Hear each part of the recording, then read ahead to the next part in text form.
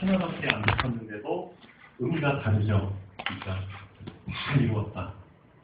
자, 만약에 다가 빠지고 조금만 이루었다. 아니면 절반만 이루었다. 하면은 이 이루었다라는 의미가 참 많이 퇴색될 것 같습니다. 근데 이 이루었다는 말을 온전히 정말 높일 수 있는 이 앞에 붙인 단어가 다가 아닌가 싶습니다. 나 정말 다 이루었다. 자, 예수님이 돌아가시기 직전 마지막에 하신 한 말이 있습니다. 다 이루었다. 도대체 다 이루었다라는 말의 뜻에 어떤 의미들이 감추어져 있는지 그것을 발견하는 게 사실은 신앙생활입니다. 맞죠? 신앙생활이라는 건 딴 게 아닙니다. 예수님이 이루신 일을, 다 이루신 일들을 발견하고, 그렇죠?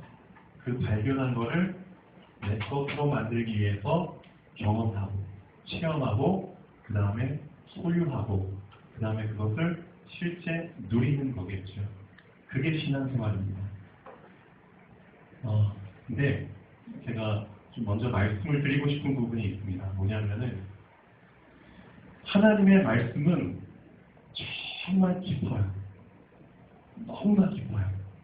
근데 그 말씀을 받는 우리의 생각의 그릇이 너무 얕아요.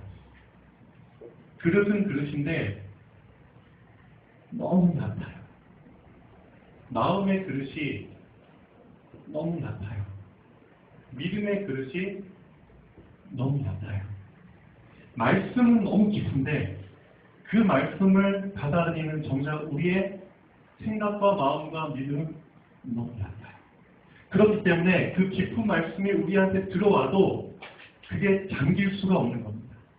우리의 얕은 수준까지밖에는 받아들이지 못하는 거예요. 그래서 저는 그렇게 생각합니다. 말씀을 받는 것 정말 중요합니다.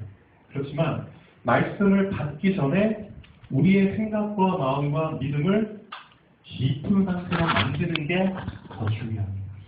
우리의 영적 상태를 조금이라도 더 깊은 상태로 만드는 게 더 중요합니다. 맞죠?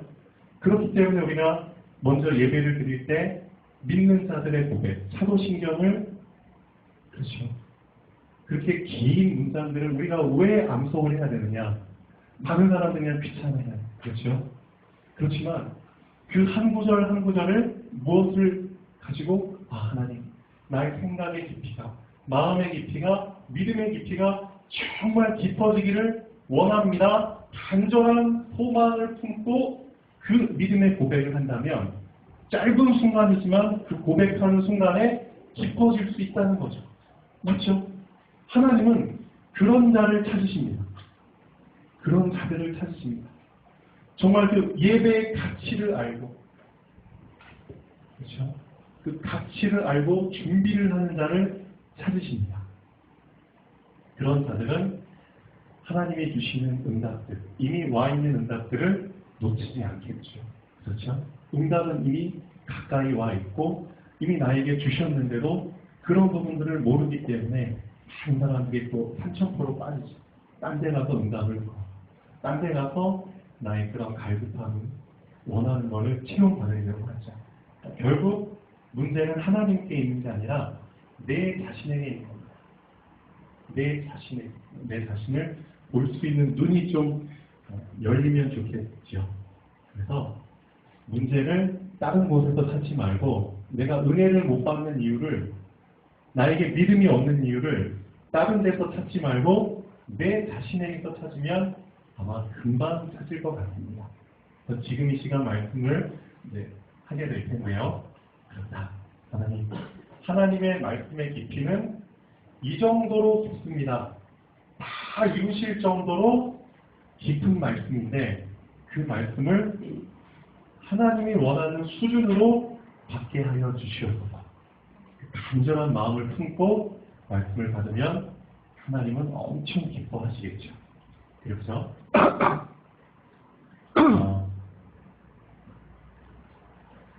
하나님께서 하나님의 자녀들을 인도하시는 방식이 있습니다. 하나님께서 인도하시는 방식. 그 방식이 뭐냐면은 아주 간단하죠. 아주 간단합니다. 예를 들면 이겁니다. 자, 내일 좋은 집으로 이사를 가요. 예를 들어서 내일 좋은 집, 아주 넓은 집으로 이사를 가요. 근데 지금 내가 살고 있는 이 집은 막 물도 새고, 그렇죠? 목풍도 잘 막지 못할 정도로 막 창문이 막 흔들흔들 거리고 그래요. 그리고 막 옆집에서 뭘 하는지 막 설거지하고 싸우는 소리, 말소리까지 다 들려요. 그 정도로 이제 소음이 막 이렇게 층간소음이죠. 그런 소음도 잘 막히지 않은 아주 열악한 그런 집이에요. 근데 내일 이사를 가요. 그냥 각 지어진 아주 따끈따끈한 새 집으로 이사를 가요. 그러면은 지금 당장 옆집에서 어떤 소리가 나고 당장 지붕 천장에서만 물이 새도 그것을 아주 관대한 마음으로, 그렇죠? 관대한 마음으로 여유를 가지고, 그렇죠? 입가에 미소를 지으면서 어떻게 해줄 수 있나요? 그것을 수용해 줄 수 있다는 겁니다. 이게 하나님의 인도 방식입니다. 이 땅에 비록 우리가 살고 있지만 우리는 이미 무엇을 약속받았습니까? 뭘 약속받았죠? 예, 내세 천국을 약속받은 겁니다. 언제 죽어도 그렇죠? 우리에게는 천국이 기다리고 있다는 겁니다. 그렇기 때문에 지금 내가 이 육신을 입고 살고 있지만 지금 당장 내 옆에서, 내 주변에서, 아니면 내 직장에서, 심지어 이 예배를 드리고 있는 이 곳에서 어떤 일이 생긴다 할지라도 나는 관대한 마음으로, 그렇죠? 그것을 여유 있게 수용해 줄 수 있다는 거죠. 무엇을 잃어버리지 않고 내 마음의 평안을 잃어버리지 않고. 그렇죠. 그게 하나님의 인도 방식입니다. 하나님의 인도 방식은 딴 게 아닙니다. 이미 우리에게 다 주셨습니다. 진짜입니다. 예수 그리스도를 영접함으로써 이미 사실은 그분 안에 모든 것을 다 주신 겁니다. 그렇기 때문에 하나님의 인도 방식은 딴 게 아닙니다. 이미 다 주신 것을 붙잡고, 그렇죠, 기다리라는 거죠. 소망을 품고 미래도 이미 보증으로 받았다. 그리고 지금 현재도 임마누엘로 성령께서 함께 하신다. 그렇죠? 그 사실들을 붙잡으라는 겁니다. 그게 하나님의 인도 방식입니다. 자, 남자들 차 좋아하시죠? 차. 내가 지금 티코를 타고 있어요. 아주 작은 차를 타고 있으면 덜덜덜덜 소리 나고 그냥 가다가만 멈추고. 근데 이제 좋은 차를 이제 사가지고 내일 드디어 그 차가 우리 집 아파트 주차장에 딱 도착을 합니다. 그러면 오늘 당장, 그렇죠? 차가만 문제가 생기고 그래도 관대한 마음으로 여유 있게 웃으면서 수용을 해줄 수 있다는 거죠. 그런 겁니다. 근데 중요한 거는 그런 사실들을 실제 내 자신은 내 실제 상황에서 적용을 못하고 있다는 거죠. 이 차보다 더 비교할 수 없을 만큼, 이 집보다 더 비교할 수 없을 만큼, 그렇죠. 우리에게 줄 수 있는 최고의 응답을 하나님이 이미 주셨는데 그것을 우리는 놓치고 있다는 거죠.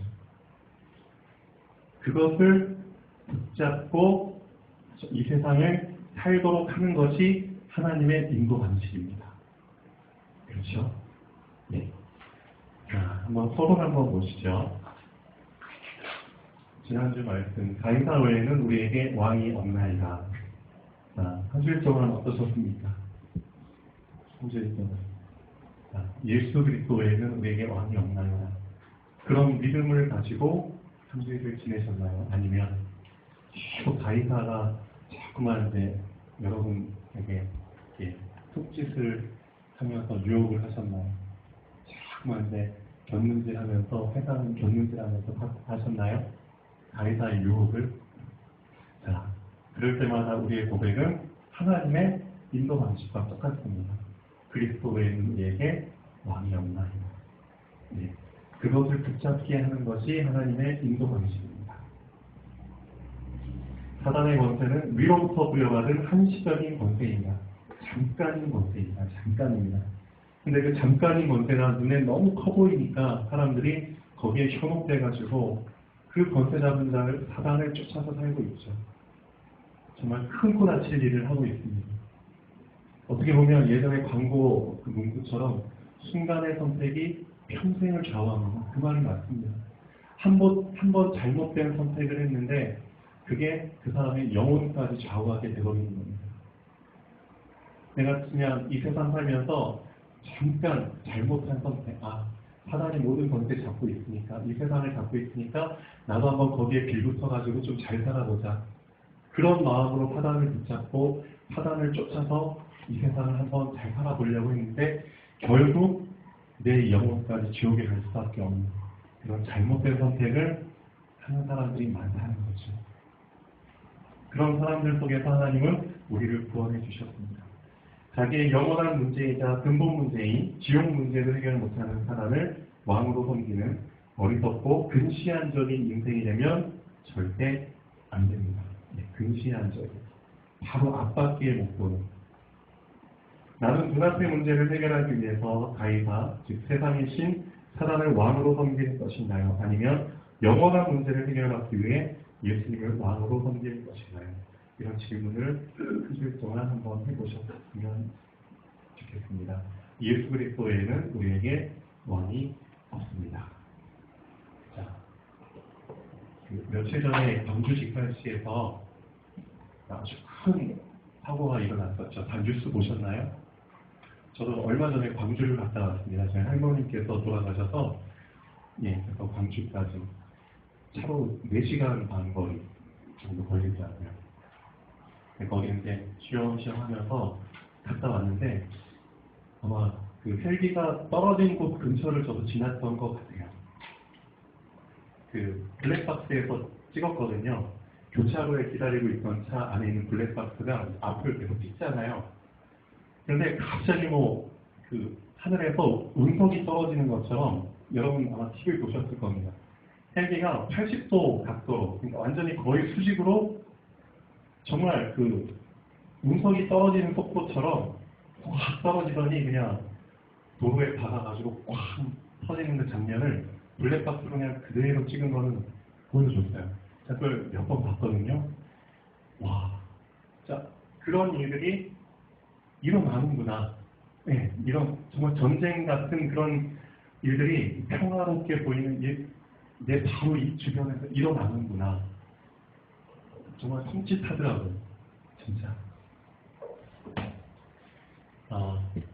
그런 사건들이 계속 앞으로 더 많이 일어날까요? 아니면은 줄어들까요?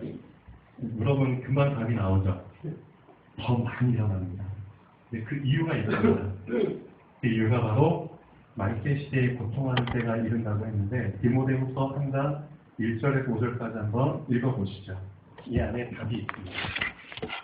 지금 말세 시대를 우리가 살고 있는데 사도 바울은 2000년 전에 이미 말세 시대에 이런 일들이 일어난다고 얘기하고 있습니다. 3장 1절에서 5절까지 너는 이것을 알라. 말세에 고통하는 때가 이르러 사람들이 가장 중요한 말을 처음에 하죠. 자기를 사랑하며 자기를 위해서는 뭐든지 다 한다는 겁니다. 자기를 사랑하기 때문에 그 사랑을 이루기 위해서는 뭐든지 다 한다는 겁니다. 그렇기 때문에 돈을 사랑할 수밖에 없죠. 돈이면 자기 자신을 마음껏 사랑해 줄 수 있으니까. 자기 자신의 욕구를 다 채워줄 수 있으니까. 그래서 돈을 사랑하는 겁니다. 돈을 사랑해도 자기를 사랑해 줄 수 없으면 돈을 사랑 안 하죠. 자기를 사랑하는 가장 좋은 방법이 돈이기 때문에 돈을 사랑하는 겁니다. 그래서 자랑하며, 교만하며, 비방하며, 부모를 거역하며, 감사하지 아니하며 거룩하지 아니하며 무정하며 정이 없죠. 원통함을 풀지 않죠. 그러니까 마음속에 항상 그 답답한 원통한 마음, 남을 미워하고 뭔가 해결하려고 하는 그 마음을 계속 갖고 있는 겁니다. 그러니 마음이 편안할 수 없죠. 모함하고 누군가를 모함하고 헐뜯어야지만 내가 살아남을 수 있잖아요. 남을 희생시켜야지만 내가 살 수 있는 그런 시대입니다. 사단은 이 세상을 그런 세상으로 만들어 버렸습니다. 하나님의 통치 방식인 남을 살리면서 나도 살리는 그 방식이 아니고 남을 죽여야지만 내가 살 수 있는 그런 방식으로 사단을 변질시켜 버렸죠.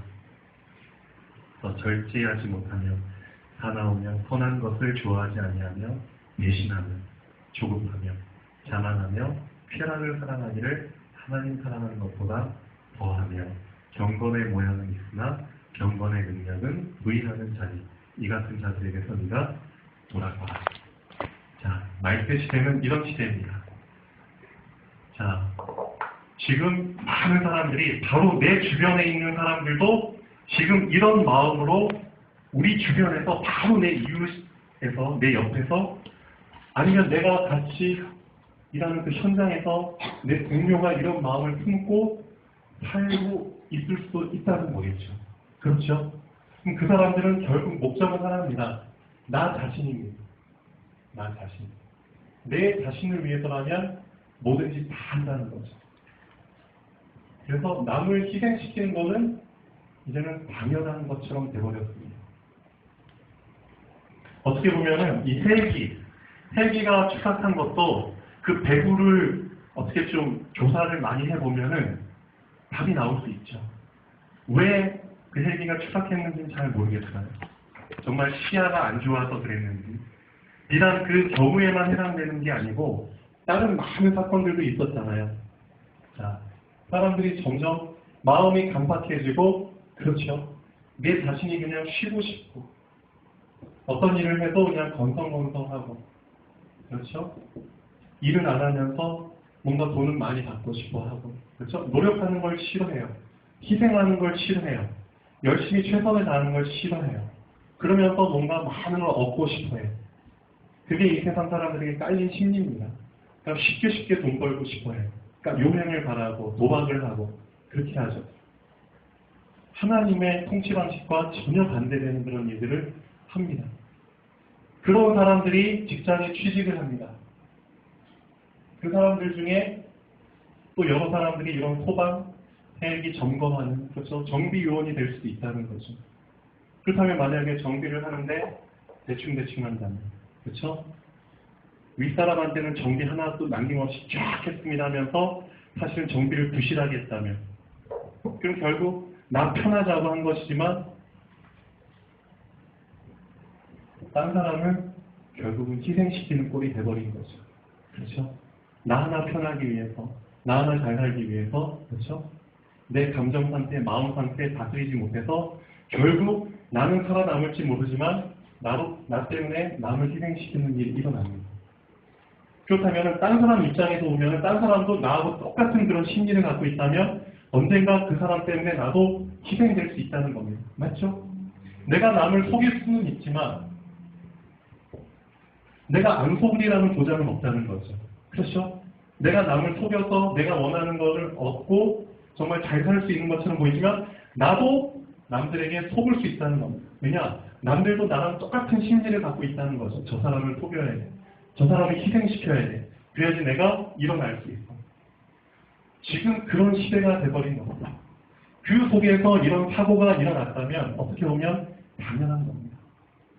그렇죠? 지금 이스라엘은 완전히 전쟁이 일어났죠. 지상군이 투입돼가지고 이스라엘 안에 있는 그 가자지구, 가자라는 그런 그 도시지, 영역 팔레스타인에게 이제 허락된 영역인데, 거기에 이제 얼마 전까지는 계속 로켓포 공격하고 미사일 공격하고 전투기로 공격하다가 이제는 지상군까지 투입해가지고 들어갔습니다. 희생자들이 그냥 계속 늘어나고 있습니다. 바로 지구 옆쪽에서. 지금 우리나라에서 이런 일이 안 일어나고 있다고 무관심하죠. 근데 결국 그런 일이 우리나라에도 일어날 수 있다는 거죠. 우리 주변에도. 왜냐? 전 세계적으로 이 디모데 후서에 나온 말씀처럼 많은 사람들의 심리가 이제는 그런 심리이기 때문에 남을 속여야지. 그래서 남을 희생시켜야지. 결국 전쟁이라는 것도 우리의 욕심을 이루기 위해서 일으킨 거잖아요. 그렇죠? 러시아하고 우크라이나 지금 막 공방전 막 그렇죠? 서로 싸우고 있는데 거기에 애꿎은 그 영공을 지나고 있던 말레이시아 항공기가 미사일 맞아가지고 공중에서 폭파했죠. 그래서 그 승객 200 몇십 명이 다 죽었습니다. 그 안에 타고 있는 여행객들은 무슨 잘못입니까? 그렇게 따지면은 지금 강릉에 비행장 있잖아요. 비행장. 공군 18 전투 비행장. 수시로 그냥 비행기 뜹니다. 우리 아파트 그쪽인데 비행기 떠서 막 날아가는 소리 막 들려요. 그럼 언제 이 정비사들 중에 공군 정비사들 중에 몇 명이 이런 마음이 그냥 강해져가지고 그렇죠 나태한 마음 막 전날 누구랑 싸웠어 스트레스 받아가지고 그냥 정비 대충 해버리고 그래서 결국 비행이 이제 탁 날아갔는데 빵 터져가지고 만약에 우리 아파트 앞에 떨어지거나 아니면 여러분들 집 있는데 떨어진다면 어떻게 할 거라는 거죠. 그런 일들이 진짜 일어납니다. 일어날 수 있다가 아니라 앞으로도 많이 일어납니다. 언제 우리가 희생양이 될지 모르는데 그렇지만 그런 가운데서 여러분들은 지금까지도 보호받고 있다는 거죠. 어떻게 보면 진짜 보호받고 있는 겁니다. 영안을 지금 안 떠서 그렇지 영안을 떠서 딱 보잖아요. 그러면 사실상 우리 주변에 이런 위험한 지뢰들이 그렇죠. 밟으면 터질 수밖에 없는 지뢰들이 사실은 쫙 쌓여 있는 겁니다. 영화를 열어보면. 영화는 단지 못 떠서 우리가 못 보고 있을 뿐이지. 근데 실제 우리와 함께 하시는 하나님의 성령께서 우리를 사실은 지뢰를 밟지 못하도록 우리를 그렇죠. 안전한 길로 인도해주고 계시다는 거죠. 아까 찬양 부른 것처럼 주의 영원하신 다 함께하다. 그렇죠? 항상 나를 지키시니 내가 어느 곳에 가든지 요동하지 않으면 주의 팔이 나를 보호합니다. 그렇죠? 진짜 눈을 하나님이 지금 정말 우리의 눈을 딱 열어주신다면 그때 우리한테 나오는 고백은 어떻게 보면 두 가지입니다. 첫 번째, 회개. 회개할 수밖에 없습니다. 나올 수밖에 없어. 아, 내가 진짜 모르고 그냥 나는 내 잘난 대로 그냥 내가 그냥 안전한 길로 가니까 안전하게 살았나 보다. 아, 그게 아니었구나. 수시로 아니면 당장 위에서 뭐가 떨어질 수도 있었는데 내가 그 시간 그 장소에 갈 수도 있었는데 어떻게 보면 주의 성령께서 천사들을 동원하셔서 나를 안전한 길로 지금까지 계속 인도하고 계셨구나라는 것을 금방 알게 됩니다. 영화를 열어보면. 내 주변에 지뢰가 쫙 깔려 있구나. 그런데도 내가 그걸 밟지 않고 지금 이날까지 이렇게 안전하게 살고 있었구나. 그게 나옵니다. 아, 하나님. 하나님의 인도하심을 내가 모르고 살았습니다. 그냥 당연히 내가 사는 것처럼 그냥 살았습니다. 진짜 회개합니다. 하나님. 진짜 저를 지켜주고 계셨군요. 말로만 그냥 주님이 내 안에 영으로 함께 하시면 그게 아니었습니다. 진짜 함께 나를 지켜주고 계셨군요. 진짜 회개 나옵니다. 진짜 영화대로. 두 번째 뭐가 나올까요? 감사. 진짜 감사 나옵니다. 그렇죠.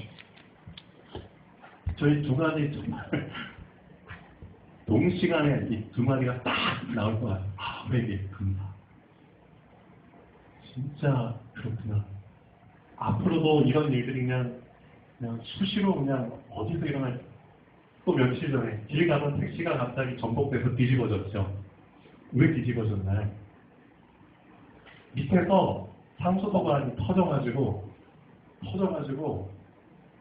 하필이면 그 터지는 그 시간에 그 위를 지나고 있던 택시가 막 터져가지고 전복됐어요.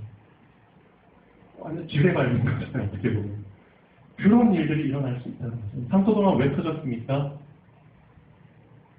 그 상수도 관이 노후돼서 터졌을 수도 있어요. 그렇지만 어떻게 보면은 관리하는 사람이 뭔가 나사를 잘못 조였거나 그렇죠? 압을 충분히 견딜 만큼 꼼꼼히 조였어야 되는데 그걸 못했다면 어떻게 이렇게 부실이라는 거죠. 본인이 편하게 하려고 그냥 뺀질 처방치 그러다 결국 누군가를 희생시키는 지금이 그런 시대입니다. 그런 시대 속에서 나는 지금까지 안전하게 성령 하나님의 도우심 속에서 여기까지 왔다는 거죠. 그래서 딴 거 불평할 거 진짜 없습니다. 불평하는 그 사람은 진짜 회개하셔야 됩니다. 정말. 하나님, 지금까지 몰랐습니다. 회개합니다. 두 번째, 정말 감사합니다. 그러면 좋을 것 같습니다. 자, 본론 한번 보시죠. 하나님이 주신 유일한 구원의 방법은 예수님을 그리스도로 믿는 것입니다. 그게 하나님의 구원 방법입니다. 그런데 하나님의 구원 방법을 거절했기 때문에 하나님이 제시한 그 구원 방법을 거부했기 때문에 사람들은 예수님을 십자가에 못 박은 거겠죠. 십자가에 못 박았다는 것 자체가 하나님이 제시한 우리한테 준 구원 방법을 거절했다는 뜻입니다. 맞죠? 또 하나님을 거부한 사람들 보시면 예수님을 거부한 사람들 자, 예수께서 자기의 십자가를 지시고 해골이라 하는 곳에 나가시니 어떻게 보면 하나님께서는 하나님이 제시한 구원 방법을 이 사람들이 거절할 거 알면서도 그렇죠? 십자가에 못 박으리라는 거 알면서도 주신 거죠. 하나님의 그 깊은 경륜의 관점으로 본다면 사람들은 당연히 하나님이 제시한 방법을 거절하는 그 표현으로 십자가에 못 박았지만 결국 그 십자가에 예수님이 못 박혀야지만 우리의 죄 문제가 해결된다는 거 거기까지 하나님은 염두에 두신 거겠지. 하나님의 관점을 봤어요. 근데 우리 짧은 소견으로 보면은 거기까지 생각하는 것조차 불가능합니다. 그렇죠? 우리 생각이 거기에 미치지 못해요. 그냥 우리는 그냥 근시안적인 안목으로 하나님이 제시한 방법 마음에 안 들어. 예수님 우리 거절할 거예요. 그래서 십자가에 못 박았지만 그 안에는 우리의 죄 문제 해결을 위해 예수님이 십자가에 못 박혀야 된다. 그 의미까지도 포함이 되어 있었다는 거죠. 그러니까 뛰는 놈 위에 나는 놈이 있다는 것처럼 우리가 아무리 지혜롭게 해도 하나님 머리를 따라갈 수가 없습니다. 하나님은 그렇죠. 동시에 모든 걸 다 완벽하게 이루신 겁니다. 하나님의 계획. 자, 그들이 거기서 예수를 십자가에 못 박을 때 다른 두 사람도 그와 함께 좌우편에 못 박으니 예수는 가운데 있더라. 어떻게 보면은 예수님만 십자가에 못 박은 게 아니라 좌우편에 다른 두 사람도 십자가에 못 박았죠. 근데 이 두 사람은 흉악범이기 때문에 흉악범 말 그대로 죄값을 치르기 위해서 십자가에 못 박힌 건데 이 두 사람 중에 이 두 사람의 한 가운데 예수님을 못 박았다는 것은 예수님이 더 흉악범이라고 그렇죠. 그 사람들이 생각했기 때문에 한 가운데 예수님을 못 박은 거죠.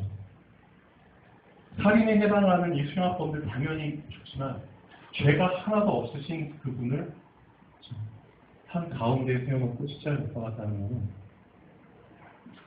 그런 일이 이제 벌어진 겁니다.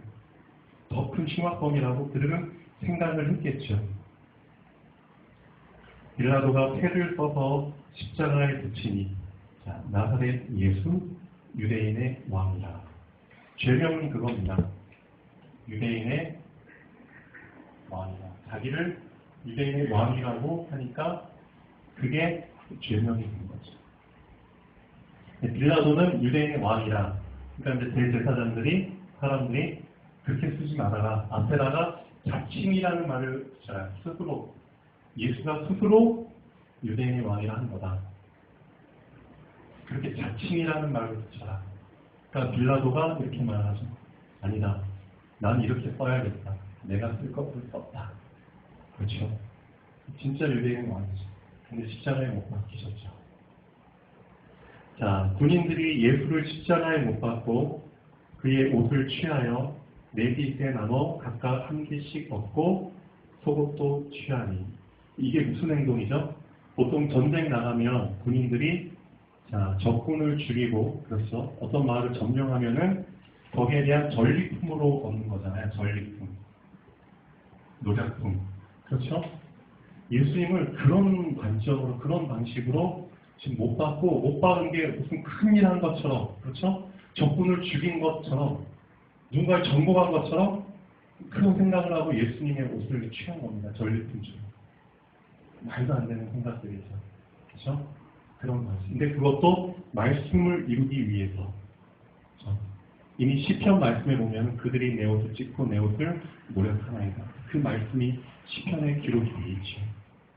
그래서 어찌됐든 예수님께서는 하는 것 하나하나마다 성경 말씀을 이루기 위해서 이렇게 하셨죠. 십자가에 못 박히셔서 돌아가시는 그 순간 직전에도 자, 내가 목마르다. 그래서 이제 그 신 포도주를 입에 이제 딱 적셔가지고 그것도 말씀에 기록이 됐기 때문에 그걸 이루기 위해서 숨 넘어가는 그 직전에도 그런 말씀을 이루기 위한 행동을 하셨다는 거죠. 자, 그런데 예수님을 거부한 사람들의 행동은 그렇습니다. 맞죠? 예수님을 완전히 그 전리품이 있냐 그런 식으로 욕 다 모이고 부끄럽잖아요. 어떻게 보면 못 박인 사람 옷을 다 벌거벗기. 그렇죠? 얼마나 그런 걸 이제 자랑인 것처럼 제비 뽑아가지고 옷을 나가요. 그게 이 세상 사람들의 똑같은 행동입니다. 누군가를 희생시키죠. 그렇죠? 그럼 희생당한 사람을 막 놀리죠. 웃기죠. 그래서 그 신문의 뉴스에 나왔는데 세상에서 가장 악한 자들의 사진이라는 제목이 딱 붙어가지고 어떤 사진이 딱 나왔냐면 얘가 이스라엘이고 얘가 가자 지구라고 팔레스타인, 아랍 민족들, 이슬람계 그쪽 사람들이 살고 있는 지역이에요. 여기에 이제 이스라엘에서 이제 막 미사일 같은 걸 쏘죠. 한밤중에 미사일이 막 떨어져요. 그러면 불꽃놀이 하는 것처럼 막 이렇게 멋있게 보였나 봐요. 그러니까 이 경계선, 국경선 근처의 언덕에서 이스라엘 사람들이 어제 김상균 집사님이 이제 그 야외용 의자 있잖아요. 그런 편안한 의자, 등받이 의자 같은 거, 피방하면 그런 것들을 이 이스라엘 사람들이 언덕 위에다가 쫙 갖다 놓고 맥주 마시면서 그 장면을 보면서 낄낄대고 웃고 있는 장면. 그 미사일이 떨어지면은 누군가는 죽잖아요. 그렇죠? 그 죽는 사람들 중에는 팔레스타인 그 어린아이들, 부녀자들도 포함이 됐을 텐데 떨어지는 족족 사람들이 환호성을 지르고 박수를 치고 웃고 있어요. 그 장면을 사진으로 찍었어요. 그래서 세상에서 가장 악한 자인이란 제목으로 한번 뉴스 한번 검색해 보세요. 지금이 그런 시대입니다. 예수님을 못 받아놓고 완전히 그냥 구경거리로 전락시켜놓고 예수님 입은 옷까지도 다 벗겨버리고 그것을 그 노략품인 것처럼 군인들끼리 막 제비 뽑아서 나누는 그게 지금 현실로 일어나고 있는 겁니다. 똑같은 사람인데 사람에게 하면 안 될 그런 행동들을 일으키고 있다는 거죠. 왜냐? 자기를 사랑하기 때문에. 그게 이 세상의 방식이라는 거죠. 사단이 그렇게 완전히 변질시켜 버렸습니다. 근데 그 순간에도 예수님을 인정한 사람들이 있다는 거죠. 예수님을 거부한 사람들도 있지만 예수님을 인정한 사람들은 어떤 사람들인지 예수의 십자가 곁에 같이 예수님이 십자가 고난을 지셨지만 그 십자가 곁에 예수님을 지키고 있는 그렇죠. 예수님과 함께하는 사람들이 있다는 거죠. 그 십자가를 부끄러워하지 않고 그렇죠. 그 십자가를 지킨 사람들이 누구죠? 그 어머니와 이모와 마리아와 막달라 마리아가 섰는지가 다 여자들이죠. 근데 이 여자들이 다음에 예수님 부활하시고 나서 승천하시고 나서 로마를 복음화할 때 가장 중요한 역할을 했던 여인들입니다. 이 여인들 실제 예수를 인정한 사람들 다르죠. 자기의 어머니와 그 사랑하시는 제자, 즉 이 사도 요한이죠. 요한복음을 쓴 제자가 곁에 서 있는 것을 보시고 예수님 십자가 위에서 못 박히신 상태에서 이렇게 말하죠. 자기 어머니께 말씀하시되 여자여 보소서 아들입니다. 마리아 옆에 이제 요한이 서 있으니까 요한을 가리키면서 여자를 보소서 이제 얘가 당신의 아들입니다. 예수를 인정한 사람들이기 때문에 예수님 그런 말씀을 할 수 있는 겁니다. 그리고 이 요한한테는 보라, 네 어머니다. 그럼 그 말씀 속에 어떤 의미가 담겨져 있는지, 예수님의 어떤 의중이 담긴 말인지 금방 눈치채잖아요. 맞죠? 예수님이 십자가에 못 박혔는데 돌아가시니까 이 육신의 어머니를 너한테 부탁한다. 그런 의미가 담겨 있겠죠. 그래서 그때부터 그 말을 듣고 그 제자가 이 어머니를 자기 집에 모십니다. 그런 말이 나오죠. 예수를 인정한 사람들은 그렇죠? 말씀 속에 감춰진 그 내용을, 의중을 이해합니다. 그래서 말씀의 의중대로 실천하고 그 삶을 살아가죠. 예수를 거부한 사람들은 그게 아니라는 거죠. 자, 예수님의 마지막 말씀, 내가 목마르다 다 이루었다 하시고 머리를 숙이니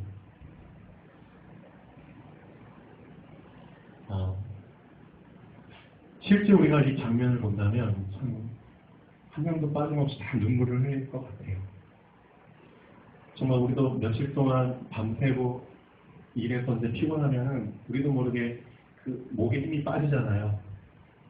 이렇게 좀 미안한 말이지만 머리를 잘라가지고 이렇게 무게를 재보면은 머리 무게도 상당하거든요.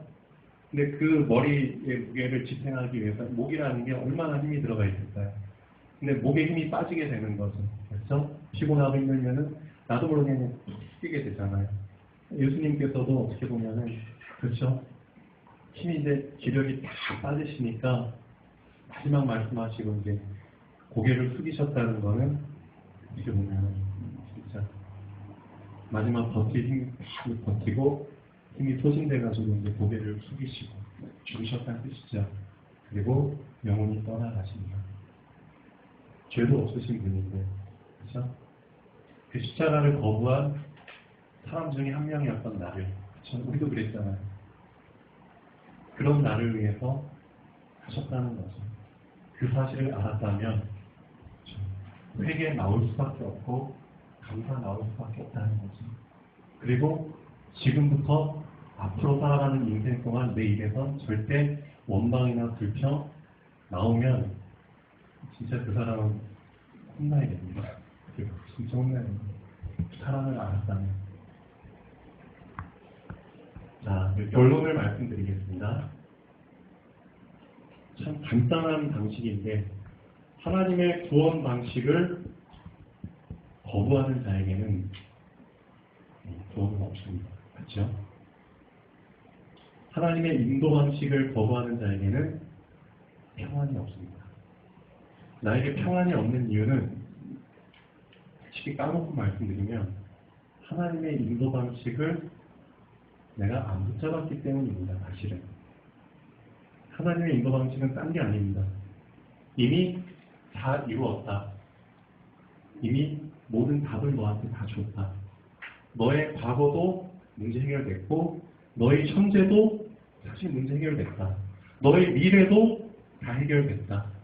그 사실을 믿고 붙잡아라. 그렇죠? 그래서 너한테 평안을 주는 거다. 평안을 너에게 끼치노니 곧 나의 평안을 너에게 주노. 내가 주는 것은 세상이 주는 것 같지 않다. 그 하나님의 인도 방식은 하나님의 말씀을 말씀 그대로 받아들이는 하나님의 인도 방식입니다. 그렇죠? 그거를 거부했기 때문에 그 사람들에게는 평안이 없는 겁니다. 불안한 겁니다. 하나님의 구원 방식을 거부하는 것은 곧 사단의 멸망 방식인, 사단의 입장에서 보면 사단 입장에서는 그게 구원이겠죠. 사단의 멸망 방식인 지옥을 받아들이는 것입니다. 하나님의 인도 방식을 거부하는 것은 곧 사단의 인도 방식인 불안을 받아들이는 것입니다. 네, 그걸 명심하셔야 됩니다. 하나님의 인도 방식을 거부하는 그 순간 나는 미안하지만 사단의 인도 방식을 붙잡은 거나 다른 게 없습니다. 그렇죠? 그래서 이번 한 주일 동안 한번 우리 자신을 좀 되돌아보면서 그렇다. 하나님의 구원 방식과 인도 방식을 정말 한번 붙잡아 보자. 근데 어떻게 붙잡냐면은 다양성의 개념으로 붙잡으면 절대 안 됩니다. 하나님의 구원 방식과 인도 방식은 유일성의 방식으로 붙잡아야 되지 다양성의 방식으로 붙잡으면 절대 안 됩니다. 유일하다는 거는 이거 말고는 없다는 거잖아요. 그렇죠? 하나님의 구원 방식은 예수 그리스도 믿는 것 말고는 없습니다. 근데 다양성의 방식으로 붙잡아 버리면 예수 그리스도 오케이 좋아. 그렇지만 나는 또 다른 것들도 붙잡을 거야. 돈도 붙잡을 거고, 그렇죠? 사람들도 붙잡을 거야. 세상도 붙잡을 거야. 자꾸만 그런 식으로 됩니다. 인도도 마찬가지입니다. 하나님의 인도 방식은 딴 게 아닙니다. 말씀을 그대로 붙잡고 그냥 그대로 인도하는 겁니다. 그 사람에게 평안이 있는데 다양성의 방식으로 이걸 붙잡아 버리면 다른 것도 자꾸만 붙잡는다는 거죠. 그래서 하나님의 구원 방식과 인도 방식을 붙잡을 때는 유일성의 방식으로, 유일성의 관점으로 붙잡으셔야 됩니다. 그리고 꼭 명심하셔야 됩니다. 이거 말고는 없다. 그렇죠?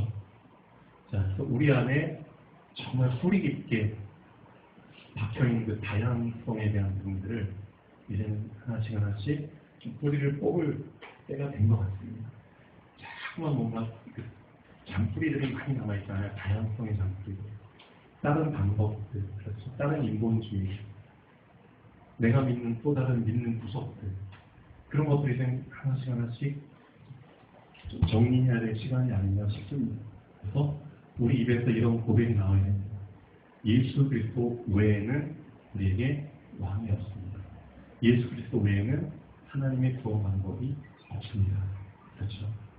하나님이 주신 말씀 외에는 하나님의 인도 방식이 없습니다. 유일성의 관점으로 붙잡으시면 좋겠습니다.